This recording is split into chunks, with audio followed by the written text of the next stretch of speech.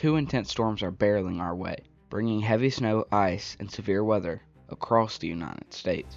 Get ready because the weather is about to get wild. A clash of warm air is set to collide with colder conditions, and this will let multiple storm systems explode into action. The first one is already brewing in the Midwest, Great Lakes, and Northeast.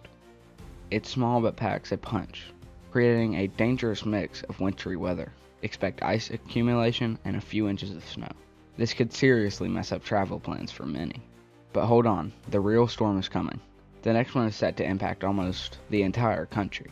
A powerful trough is pushing spring-like conditions northward, which is going to ignite a high, impactful storm system. Get ready for a wall of rain and thunderstorms to sweep across the Mississippi Valley and Ohio Valley as we approach Thursday and Friday. And don't forget, behind this surge of warm air, colder weather is right on its heels, leading to widespread snow and treacherous travel conditions. So in today's forecast, we'll break down all the crucial details you need to know about these two dangerous storms headed your way. Don't be scared, be prepared. I want to go ahead and begin with our precipitation type provided by the HRRR, because the model that I normally use, which is the GFS, is currently down and it only goes up to Wednesday. So today we're using one that at least goes up till Thursday. We will not be able to see the severe weather that will be impacting the United States on Friday, but you can go watch my last video if you want to see the chance for severe weather. So right now we have some freezing rain hovering over parts of Wisconsin, Michigan.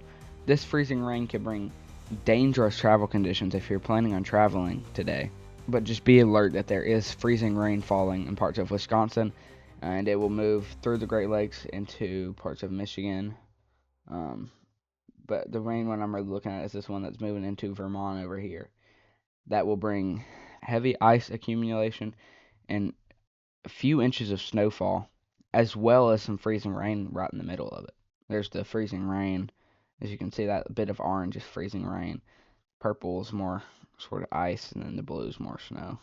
But as we continue to move on into the day, we have some snow and ice that is sort of hovering over the northwest, which as we move on later into tomorrow and stuff, it really starts to sort of fade away.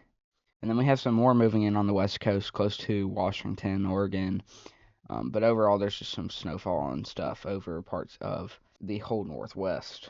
As well as down here in Arizona, we're even getting some snow close to Arizona, New Mexico, close to Texas. But as we move on into later on Thursday, the rain starts to move through the Texas Panhandle, as well as the Oklahoma. The snow, obviously, is not going to hit Texas or Oklahoma. That rarely will ever happen. But yeah, like we have a whole bunch of rain sort of just hovering over Oklahoma, Kansas, Arkansas, Texas, and this is what will start to form the severe weather that will be coming across parts of the northeast and southeast that will bring tornado conditions and much more hazards. Now if we go ahead and take a look at our jet stream, okay, and we are going to be viewing the jet stream through the GFS model, because this one, it's only this model on the GFS that's going up to Friday and stuff. So yeah, as we look at it right now, we've got some cold air surging over parts of Kentucky, Tennessee, West Virginia, parts of southern New Jersey, as well as this sort of trough, which is what's going to be helping bring the severe weather as we get on into Friday. So that's what the storms are really going to be looking like. As we look at this right here, I feel like that's how the storms are going to be moving. They'll be moving sort of this way, but they'll be at this angle. It'll be ranging pretty much from Texas all the way up to Maine, just like this part in the jet stream, as you can see. So yeah, that's what it's looking like as we get on into Friday, into Saturday, which this won't bring too much here. But it's sort of just like a weird shift in the jet stream, which will bring all that winter air and wintry conditions up in the northeast Great Lakes and Ohio Valley. Now, if we go ahead and take a look at our composite reflectivity provided by the HRRR, overall we just got some, like I said, rain, moderate to heavy rain up in Michigan, which you can't see it on this map, but it is freezing rain.